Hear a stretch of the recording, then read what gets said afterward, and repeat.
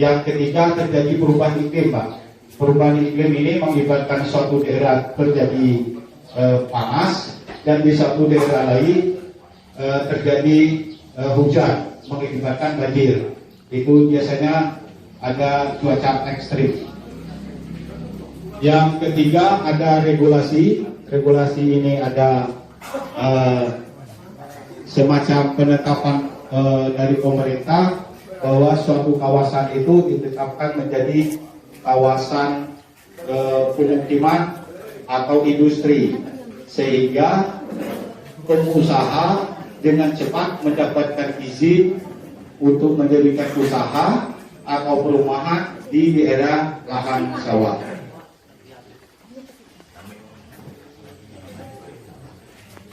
Bapak Ibu yang saya hormati, ini terjadi penurunan luas area lahan sawah di Kabupaten Rejang Lebong. Ini kita ambil dari Citra Satelit.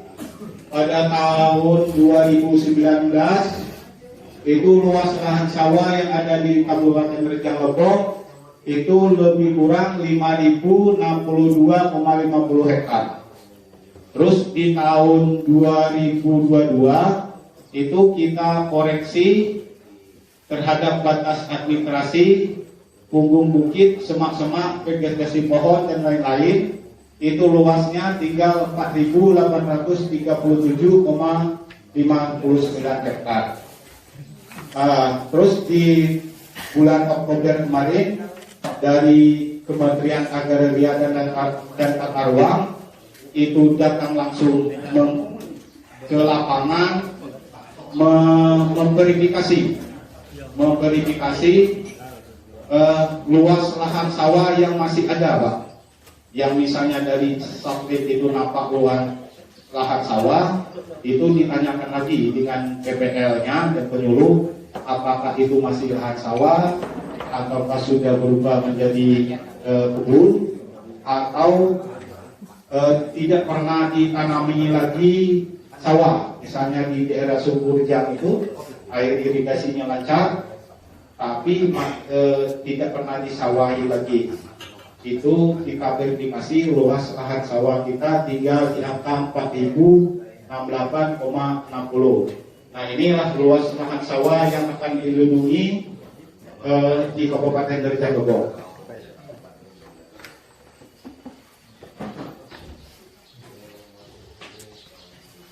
Bapak Ibu yang saya hormati, ini ada beberapa regulasi tentang LP2B. Ini apa itu regulasi? Itu payung hukumnya, Pak. Payung hukum pada LP2B ini. Yang pertama ada Undang-Undang Nomor 26 Tahun 2007, terus ada Undang-Undang Nomor 41 Tahun 2009, ada Undang-Undang Nomor 8 Tahun 2012. Yang di bawahnya ini adalah aturan turunan ya, Pak. Ada PP Nomor 1 Tahun 2011, ada PP Nomor 12 Tahun 2012. Terus terakhir ini ada peraturan daerah Kabupaten Rejang Lebong Nomor 8 Tahun 2011 tentang RT RW Kabupaten Rejang Lebong tahun 2012-2032.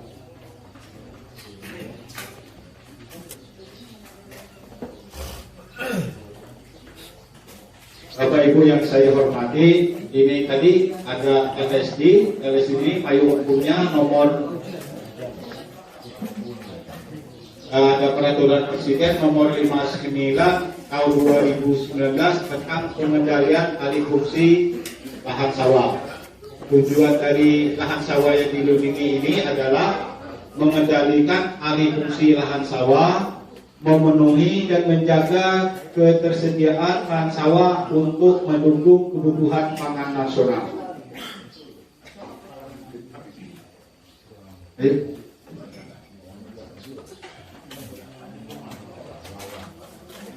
Nah, ini ada kesepakatan antara pemerintah Kabupaten Rejang Lebong dengan Kementerian Agraria dan Tata Ruang bahwa kesepakatan itu adalah pemerintah Kabupaten Rejang Lebong berkomitmen untuk menjaga lahan yang telah disepakati sebagai lahan sawah dilindungi indikatif agar tidak beralih fungsi. Yang kedua, bahwa pemerintah Kabupaten Rejang berkomitmen mengintegrasikan atau memasukkan LSD indikatif ke dalam RT RW dan RT TR dari kawasan pertanian tanaman pangan atau zona tanaman pangan. Bapak Ibu yang saya hormati, ada beberapa hak yang Bapak Ibu miliki nanti apabila Bapak Ibu sepakat untuk memasukkan lahan sawahnya ke dalam lahan LP2B. Yang pertama, prioritas dalam rencana pembangunan sarana pertanian. Jadi pemerintah akan memprioritaskan lahan sawah yang dimasukkan LP2B-nya untuk perbaikan jaringan irigasinya, Pak, baik di bendung, saluran primer atau juga saluran tersier. Itu prioritas. Yang kedua, kemudahan dalam memperoleh pupuk subsidi atau yang lainnya juga mungkin BB. Yang ketiga, keringanan pajak bumi dan bangunan. Nah, di samping hak ada juga kewajiban Bapak Ibu. Itu kan hak Bapak Ibu dari pemerintah. Tapi Bapak Ibu harus mempunyai kewajiban lahan yang sudah ditetapkan sebagai LP2B tidak boleh beralih fungsi menjadi lahan non pertanian. Jadi di situ Bapak Ibu tidak boleh lagi mendirikan misalnya selain untuk pertanian. Misalnya Bapak Ibu di lahan sawahnya untuk cuci mobil misalnya, steam, itu tidak boleh, tetap menjadi lahan sawah. Sebelum saya mengakhiri apa yang dibicarakan ini, saya sampaikan bahwa lahan Bapak Ibu yang didaftarkan sebagai lahan LP2B ini itu tetap milik Bapak Ibu, tetap tidak menjadi milik pemerintah. Itu tetap haknya itu melekat di Bapak Ibu, bukan jadi milik pemerintah. Itu cuma pemerintah menginginkan lahan sawah tersebut tetap menjadi lahan sawah. Itu tadi intensi yang diberikan ada. Jadi basic kita itu sawah itu tetap sawah pula, tidak berubah jadi yang lain. Atau kalau kacang dengan ditanami tanaman keras, misalnya marah atau awo, kalau nak nyawagi jadi kelola tanah. Ya, atau kadang-kadang ini kan menjadi salah satu kawasan pertambangan. Misalnya di lahan sawah yang di dekat misalnya air apa namanya ini, air Beliti, itu Bapak Ibu mau jual ke pengembang untuk dijadikan daerah tambang. Itu tidak boleh. Itu mungkin yang dapat saya sampaikan. Saya mohon maaf apabila ada kekurangan dan kelebihan. Saya akhiri, wabillahi taufiq wal hidayah. Assalamualaikum warahmatullahi wabarakatuh.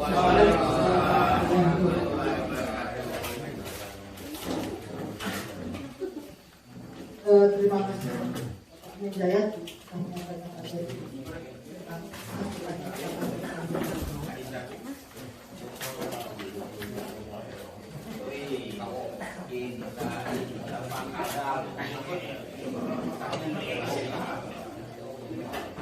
Selanjutnya penyampaian materi, sambutan langsung penyampaian materi oleh Pelayanan Pertanian dan Perikanan Kepada Bapak Insinyur Azizul Kamal MT, silakan. Terima kasih. Bismillahirrahmanirrahim. Assalamualaikum warahmatullahi wabarakatuh. Alhamdulillahirabbil alamin. Assalatu wassalamu ala sayyidina Muhammadin wa ala alihi washabihi ajmain. Yang terhormat dan sama-sama kita hormati Bapak Camat Kota Padang, Bapak Sugesti Adinda, terima kasih sudah hadir. Yang kami hormati Bapak Kapolsek Kota Padang, Pak dan Ramir, yang mewakili yang kami hormati. Yang kami hormati narasumber dari PUPR, Pak Amin Jaya, Kabid Tata Ruang. Yang kami hormati koordinator penyuluh, para BPP beserta rekan penyuluh, serta rekan dari bidang PSB, Dinas Pertanian dan Perikanan. Yang kami hormati para kepala desa yang bersedia hadir, dan yang kami hormati, yang kami banggakan, Bapak Ibu Ketua Kelompok Tani, anggota Kelompok Tani atau penggarap para petani yang kami banggakan. Dalam kesempatan yang baik ini, mari kita bersyukur kepada Allah atas rahmat diberikan kepada kita berupa nikmat umur, kesehatan, kesempatan dan kekuatan, sehingga kita dapat berkumpul di ruangan aula BPP Durian Mas ini dalam rangka kegiatan sosialisasi lahan sawah untuk diusulkan menjadi lahan pertanian pangan berkelanjutan atau LP2B. Salawat teriring salam mari kita sampaikan kepada junjungan Nabi besar Muhammad Sallallahu Alaihi Wasallam. Allahumma sholli sayyidina Muhammad wa ala ali sayyidina Muhammad. Atas tuntunan dan ajarannya kita terlepas dari alam jahiliyah, menyuarakan pengetahuan Islami yang tetap pada saat. Bapak Ibu yang kami hormati, terima kasih sudah hadir dan sudah memulai. Tadi saya agak sedikit tersedak karena ada perjalanan agak macet mulai dari Simpang Bukit Apa, karena tadi ada beberapa truk yang memang lagi ngopoi kayaknya sampai dengan batas Sapur. Saya sengaja lewat Simpang Apur, lewat Pur, tembus ke ini, saya hitung sampai di sini lebih kurang 55 menit dari sini sampai ke Simpang Apur. Jadi bisa kita membandingkan keterlambatan itu. Kalau di dalam mungkin karena jalannya yang rusak dan beberapa masyarakat kita aktivitas, ada yang meninggal, ada yang hajatan, sehingga jalannya agak terganggu. Kalau saya, karena orang biasa menamakan sesuatu, oleh karenanya kita bandingkan. Nah, memang ada lagunya banding-banding, ojo dibanding-banding ya. Tetapi kita bandingkan, kalau kita lewat Simpang Apur ke sini sampai ke Simpang Marapina ya. Karangpina, Simpang itu Karangbaru. Nah itu tadi dari sana jam 8.50 sampai jam 9.28 menit. Berarti sekitar ya kurang dari 40 menit. Ya, kan? Jadi hitung itu. Jadi saya merencanakan habis ini mau ke ke Sindang Dataran.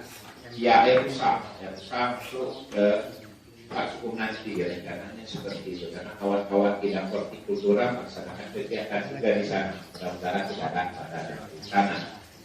Kemudian Bapak Ibu yang kami hormati, pada hari ini menurut data Mega berapa lahan sawah di Kota Padang? 285 hektar. 268,5 hektar ini sepakat kita dijadikan lahan pertanian pangan berkelanjutan ini, Bapak Ibu. Intinya itu sebenarnya. Tadi dijelaskan oleh Pak Amin sudah, teorinya sudah, bahwa yang namanya lahan LP2B itu bisa dilindungi. Kemudian lahan yang dilindungi mau diapakan? Kita ingin di peraturan daerah, sehingga lahan sawah kita ini dijamin oleh pemerintah. Tadi ada disampaikan oleh kewajiban pemerintah manakala lahan ini menjadi lahan LP2B, ketersediaan pupuk ada, mungkin tadi bukan ada sih, bisa mengurangi pajak atau memang kita tidak pajak untuk para petani yang lahan sawahnya itu kalau rumah tak bayar pajak gitu. Kemudian masalah irigasi ya. Nah itu pemenuhan dari pemerintah terhadap lahan sawah. Kami datang ke sini menyampaikan kepada Bapak Ibu bahwa pemerintah ingin, tadi sudah sampaikan, pemerintah itu ingin melindungi saja, bukan memiliki sawah Bapak ya. Ya, sawah-sawah itu tetap milik Bapak, tapi dilindungi supaya tidak alih fungsi lahan. Ya, tentu saja tidak semuanya, nanti kan ada proses membuat perda. Yang sawah mungkin dekat dengan jalan kita bersepakat berapa meter, apakah 20 meter tidak masuk ke lahan yang dilindungi. Jadi bisa dialihfungsikan. Atau memang lahan sawah yang kemungkinan anak-anaknya nanti bisa untuk membuat rumah di situ. Tidak bisa kami ini pertahankan ini sebagai sawah, nanti untuk anak cucu anak kami membuat rumah seperti itu. Kalau dia dekat jalan, tapi kalau di sawahnya kan agak jarang yang seperti itu. Nah, kemudian juga mungkin ada sawah yang sudah diperuntukkan untuk membangun masjid atau fasilitas sosial, pesantren dan sebagainya. Silakan nanti pada perjalanan 2023 kita keluarkan berapa dari lahan kita yang 268,5 hektar ini yang dikeluarkan dari tidak masuk untuk kita terus-menerus menjadi sawah. Tapi sepanjang yang durian mas ke belakang yang saya lihat berapa itu, tapi dikitnya 268 ya. Itu hampir 300 hektar, nah, 400 ya. 400 hektar lebih. Nah, ini belum ini nih. Sayang yang bukan ini. Nah, ini Bapak Ibu untuk kita lindungi ya. Kenapa pemerintah melindungi ini? Pada dasarnya bukan hanya sekedar melindungi lahan sawah, tetapi melindungi petani. Ya, kalau petani menjual sawahnya, dia mau mata pencariannya di mana? Ya, kalau wilayah kota padat nggak masalah, relatif tidak begitu ini Pak Camat. Perubahan lahannya kan tidak begitu signifikan. Tapi di wilayah perkotaan, seperti daerah Curug Kota, Curug Kota itu termasuk Ampeni ya. Curug Kota, Curug Utara yang ada IAIN-nya itu, nah itu kan alih fungsi lahannya tinggi sekali. Kalau tidak dilindungi, nah para penggarapnya ini nanti mata pencariannya kemana? Nah itu dari sisi melindungi petani dari sisi mata pencarian. Kemudian yang lebih besar lagi, kita untuk menjaga swasembada pangan. Ini alhamdulillah berkat perjuangan Bapak Ibu para petani sawah ini, kita tidak mengimpor beras sudah 3 tahun. Nah, tepuk tanganlah untuk kita segalanya ini kan. Merasakan kita Bapak Ibu kalau nanam sawah itu rasanya kenyang. Kalau saya itu nanam padi itu kenyang ketimbang nanam jagung. Karena berpikir tidak beli beras. Ya kan? Nah kalau dulu nggak tahu di Pak Camat di Kota Padang, kalau kami dulu, orang tua kami dulu ada namanya tuo. Bahasa Jawa itu tuo, ketiak. Ketiak, tempat lumpuk padi. Jadi kalau panen itu disimpan di situ. Kapan tak ini kita macam jadi baca ketersediaan beras itu setiap ini ada sampai merah beras. Ya ini beras merah malah dicari ya. Jadi itu yang dulu kita lakukan. Kenapa tidak? Kemarin kita juga rapat MPID menyampaikan ingin ada di desa-desa itu ada lumbung padi.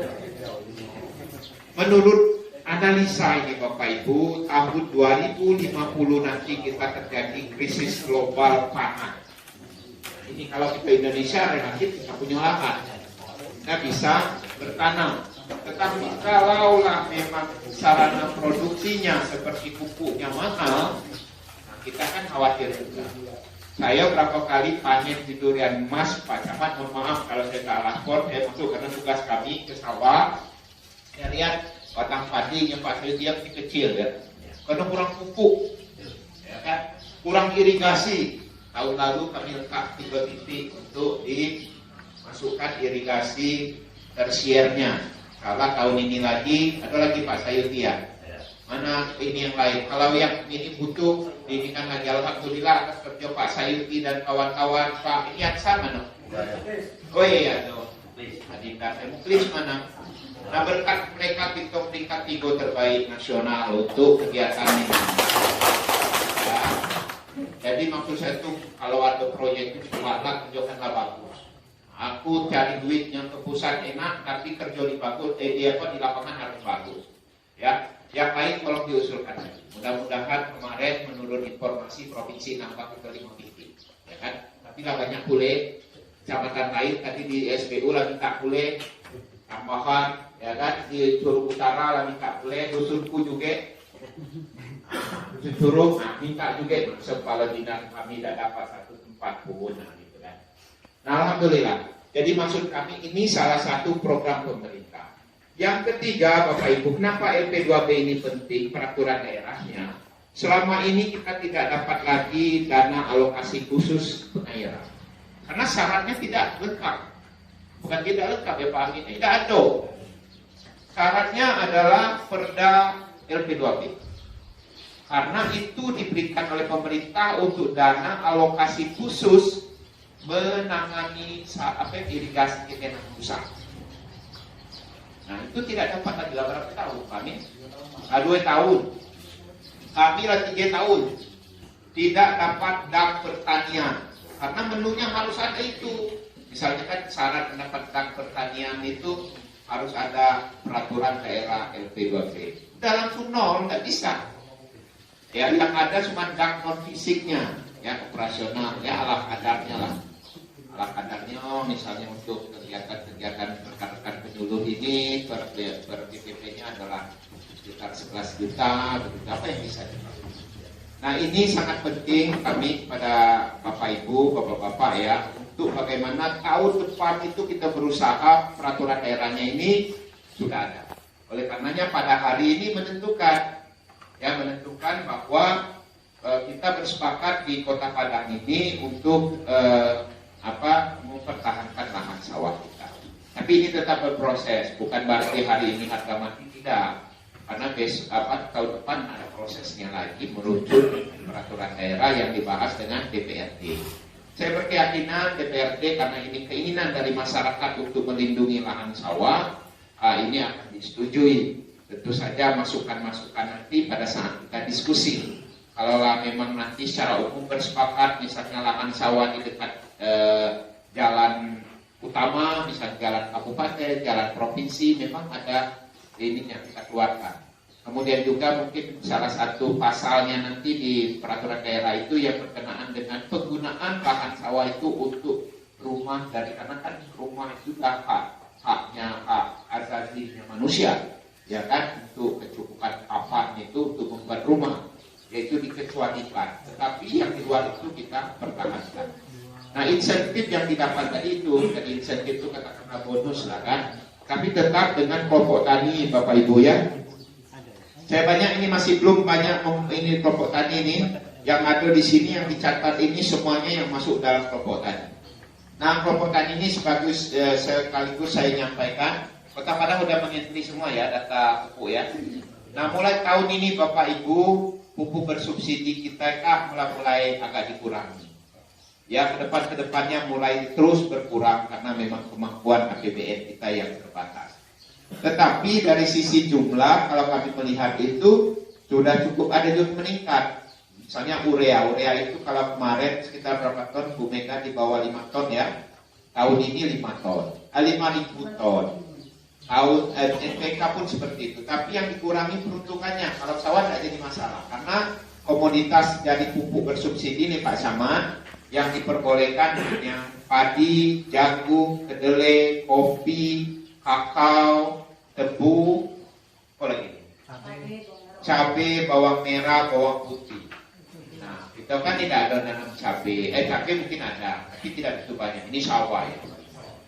Nah, kalau sawah berkecukupan, mudah-mudahan sudah diisi dengan benar oleh kawan-kawan. Yang isi ini Bapak Camat petani, penyuluh itu hanya dampingi saja, tapi mengkoreksi kalau salah. Ya, nah ini paling telat tanggal 14 lah, tapi hampir semuanya lah selesai. Karena tanggal 15 sudah sampai ke Pak Bupati untuk ditandatangani, disahkan. Ya, jadi kuota kita sudah ada. Nah ini Bapak Ibu beberapa hal mengenai LP2P ini betapa pentingnya menjaga untuk mata pencaharian daripada petani, untuk melindungi petani, untuk melindungi. Kita khawatir kalau di daerah-daerah Kota Padang ini relatif ya pengembang hampir ini ya Pak Camat ya. Kalau di daerah perkotaan Curug itu ya pengembang berapapun dia beli lahan petani, dia jadikan rumahan, ya kan. Tapi kenapa kita tidak bisa melarang Pak Camat? Karena sudah tak ada aturan untuk melarang itu. Nah ini yang kita yang membuat aturannya.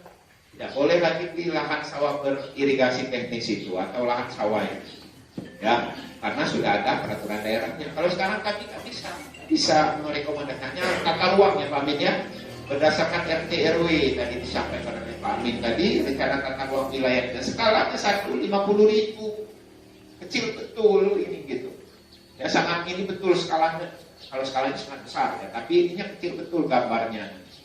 Nah ini permasalahan kita. Oleh karenanya sekali lagi nanti Bu Mega ada diskusi kita sedikit. Saya berusaha betul kalau bisa sebelum jam 11 saya sudah meluncur ke ini ya, ke Sindang Dataran. Nggak tahu nih cara pada, tapi niat saya seperti itu. Di sini bagian kegiatan di tempat di Sindang Dataran mengundang, saya juga datang ke situ. Ya meskipun sama saja, kabit-kabit menguasai semua, tetapi keberadaan kami untuk membangun pertanian ini ya sangat-sangat betul disupport oleh kawan-kawan. Sekali lagi Pak Camat, Bapak-Bapak dari Polsek, dari Koramil, ya, rekan penyuluh, Korlu, Kani, terima kasih atas kebersamaan ini. Kalaulah nanti memang kalau diskusinya agak panjang, saya tidak bisa mengikuti secara ini, karena saya ingin meluncur lagi ke Sindang Dataran, agak jauh lagi. Kalau jalan kita Regi, ya cepat itu, paling 30 menit kan kamu gitu kan. Dari tapi ya itu tadi hambatannya masih itu jalan provinsi, termasuk ini jalan kita ini jalan provinsi, kewenangan dari provinsi. Kalau kabupaten di samping dananya terbatas juga tidak boleh. Mungkin ini saja Bapak Ibu, sekali lagi terima kasih atas kebersamaan kita. Kami akhiri billahi taufiq wal hidayah. Assalamualaikum warahmatullahi wabarakatuh. Terima kasih atas atas materi terus disorot.